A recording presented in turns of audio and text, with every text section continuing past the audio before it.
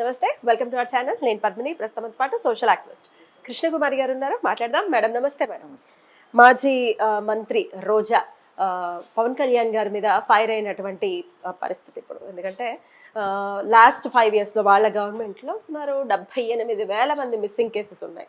అందులో below 18 years కొంతమంది ఉన్నారు, తర్వాత మగవాళ్ళు ఉన్నారు, ఆడవాళ్ళు కూడా ఉన్నారు. అయితే స్త్రీలు పురుషులు అయితే 78,000 మంది మిస్సింగ్ కేసెస్ ఉంటే కేవలం 34 మంది మాత్రమే 34 కేసులు మాత్రమే రిజిస్టర్ అయ్యారు అని చెప్పి ఆవిడ పేర్కోవటం.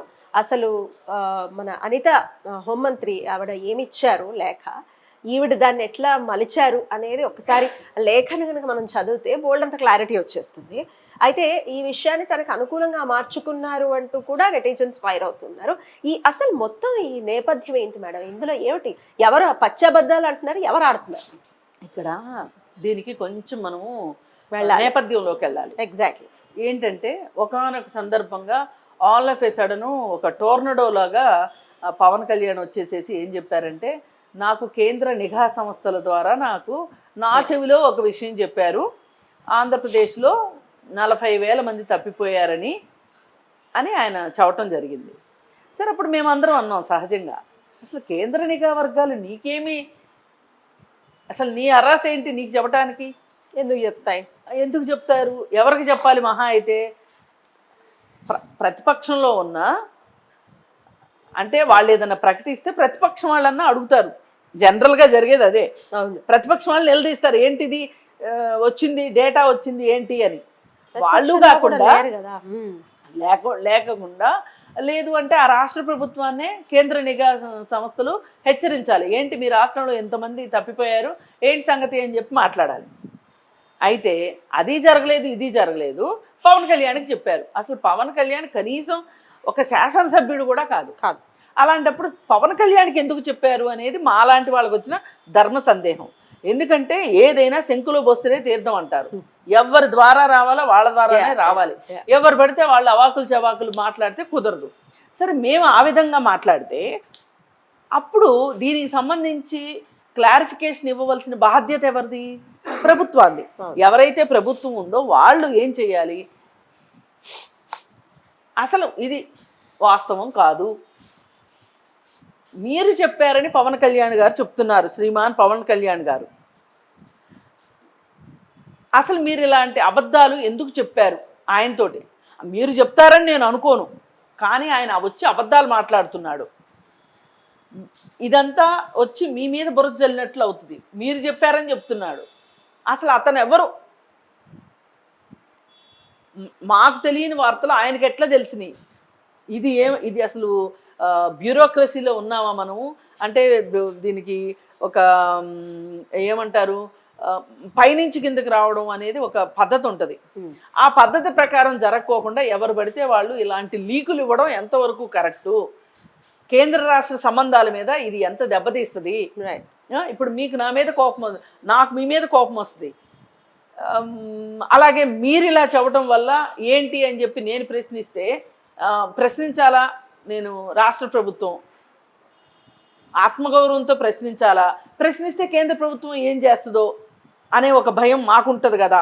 ఇట్లా మీరు వాళ్ళతోటి ఉత్తర ప్రత్యుత్తరాలు జరుపుకోవాలి.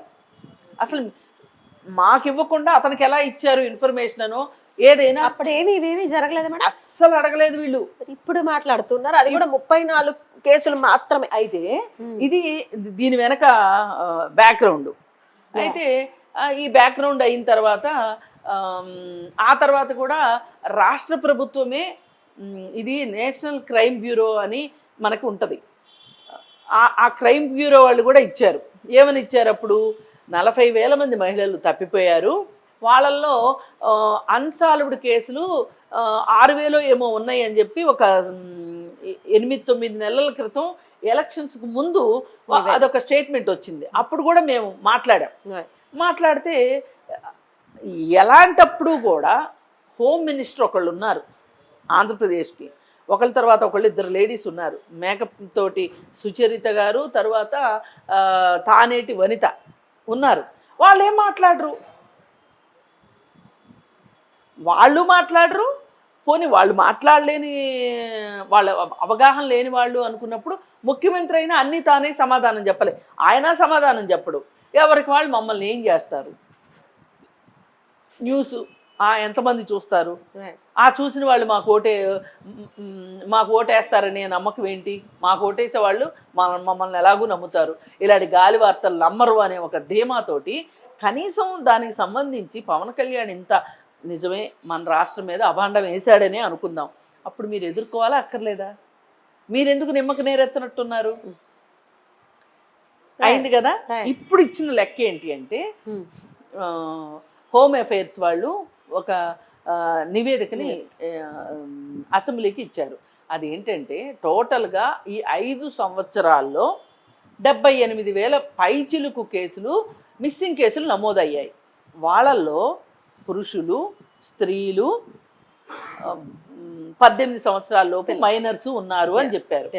ఎప్పుడైనా తప్పిపోయే వాళ్ళు ఎప్పుడు కూడా స్త్రీలు, పిల్లలే ఉంటారు, పురుషులు చాలా తక్కువ తప్పిపోవడం, ఏదో అనారోగ్యం వల్ల ఇంటి అడ్రస్ మర్చిపోయి వెళ్ళేవాళ్ళు, లేదు అంటే లేదంటే ఎవరైనా చంపేస్తే గుర్తు తెలియని శవాల్ని ఒక 3 నెలల వరకు ఆచూకీ తెలియకపోతే హాస్పిటల్స్ వాళ్ళు దహన సంస్కారాలు చేస్తారు. అలాంటప్పుడు అసలు ఆచూకీ తెలిసే అవకాశమే ఉండదు. ఇట్లా పురుషులు చాలా నామినల్గా ఉంటారు, స్త్రీలు, పిల్లలు ఎక్కువ ఉంటారు. ఎందుకంటే స్త్రీలు, పిల్లల్ని ఎక్కువగా మానవ అక్రమ రవాణాకి వాడతారు, ట్రాఫికింగ్ జరుగుతుంది, హ్యూమన్ ట్రాఫికింగ్ జరుగుతుంది కాబట్టి.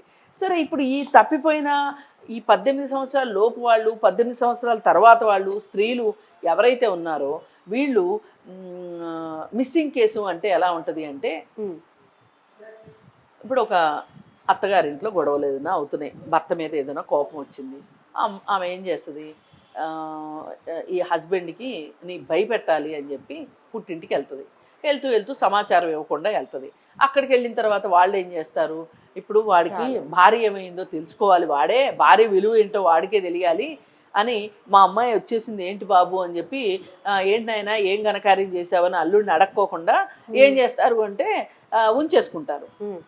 పైగా వచ్చినా చెప్పరు, ఫోన్ చేస్తే కూడా చెప్పరు, ఆ అమ్మాయిని దాచిపెట్టేసేసి చెప్పరు, వాడిని 4 రోజులు ఏడిపిద్దాంలే అనుకుంటారు.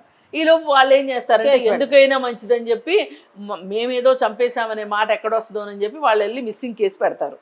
మిస్సింగ్ కేసు పెట్టిన తర్వాత ఇక 4 రోజులు పోయిన తర్వాత అలోపలోమని కూర్చుని మాట్లాడుకుంటారు. అప్పుడు వీళ్ళు విత్డ్రా చేసుకుంటారు. సరే, ఈ సాల్వ్డ్ కేసు. ఇప్పుడు కొన్ని అన్సాల్వ్డ్ ఉంటాయి. ఏంటి, ఎవరో తీసుకుని వెళ్ళిపోతారు వీళ్ళని, బాంబేలో అమ్మేయడానికో, లేకపోతే కలకత్తా వ్యభిచార గృహాలకు అమ్మటానికో, లేకపోతే దొంగ. ఇప్పుడు కొంతమంది ఏం చేస్తారంటే ఇంట్లో వాళ్ళు దుబాయో వెళ్తాము అని అడుగుతారు, అడిగితే వీళ్ళు పంపించమంటారు. వీళ్ళు ఏం చేస్తారు అంటే ఏదో ఒక దొంగ మార్గంలో వీళ్ళు దేశం దాటి వెళ్ళిపోతారు. అలా వెళ్ళిపోయిన వాళ్ళని మనం మానవ అక్రమ రవాణానే అంటాం. అలా కేసులు కొన్ని. పోనీ ఇలా వెళ్ళిన వాళ్ళు కూడా ఎలా వెళ్ళారో తర్వాత తెలిసి ఆ మిస్సింగ్ కంప్లైంట్ క్లోజ్ అయిపోతుంటాయి. ఇట్లా ఇవన్నీ జరగ్గా ఒక 70 మాత్రం 80 అన్సాల్వ్డ్ అసలు అది రిపోర్ట్ చేశారు, ఏమి ఫలితం లేదు. 80 కేసులు మటుకు మొండి కేసులాగా అలా ఉండిపోయినాయి. దానికి ఈవిడ ఏం చెప్తుంది, ఈ 80 అని కూడా అనుకోకుండా రోజా అప్పుడు 40,000 మంది 30,000 మంది అని చెప్పి అబద్ధాలు చెప్పాడు అధికారం కోసం పవన్ కళ్యాణ్. ఇదిగో తప్పిపోయింది ఇంతమందే, అనిత కూడా అలాగే ఇచ్చింది చూడండి అని 34 గురించి మాట్లాడుతుంది. ఇప్పుడు ఇలా చేయడం వల్ల ఏమవుతుంది అంటే మీరు ప్రజలను తప్పుదోవ పట్టించినట్టు, మీరు ప్రజలను తప్పుదోవ పట్టిస్తున్నట్టు. ఎందుకు తప్పుదోవ పట్టిస్తారు మీరు, ఎందుకు తప్పుదోవ పట్టిస్తారు? మా కాలం అంతా స్వర్ణయుగం, ఏదో గుప్తుల స్వర్ణయుగం అని అంటారు కదా, గుప్తుల స్వర్ణయుగం మాది, మా కాలంలో ఏమీ జరగల, కావాలని పవన్ కళ్యాణ్ ఇలా కేంద్రం చెప్పిందని అబద్ధాలు చెప్పి మా పరిపాలన బాగాలేదని మా దగ్గర నుంచి అధికారం లాక్కున్నాడు. అది వాళ్ళ ఉద్దేశం, వాళ్ళ ఉద్దేశం అది. ఇప్పుడు నువ్వు అబద్ధాలు చెప్పి ఉప ముఖ్యమంత్రి అయ్యావు, కానీ దీని అంతటికంటే ముందు పవన్ కళ్యాణ్ ఇలా మాట్లాడాడు ఏంటని మీరు మోడీని నిలదీయాలి. మీకు చేతనైతే కేంద్ర నిఘా వర్గాలను అడగాలి. మీరు ఏంటిది ప్రోటోకాల్ లేదా, అసలు పవన్ కళ్యాణ్కి ఏ ఉద్దేశంతో ఇచ్చారు? అక్కడ మోడీని మాట్లాడిచ్చే దమ్ము ధైర్యం లేదు మీకు, ఎందుకంటే మీకు కేసులు ఉన్నాయి కదా, మీ అధినాయకుడి కేసులు ఉన్నాయి కాబట్టి ఒకవేళ అవసరమైతే మీ మీద కూడా ఏమైనా వస్తాయేమోనని చెప్పి మీరు చాలా జాగ్రత్తగా చెంబు తెపల దాచిపెట్టుకున్నట్టు అన్ని ప్రశ్నించాల్సినవి కూడా ప్రశ్నించలేదు. ఇప్పుడు ఇది నిజంగా చాలా ఆత్మగౌరవానికి సంబంధించిన విషయం, మన రాష్ట్రం గౌరవానికి సంబంధించిన విషయం.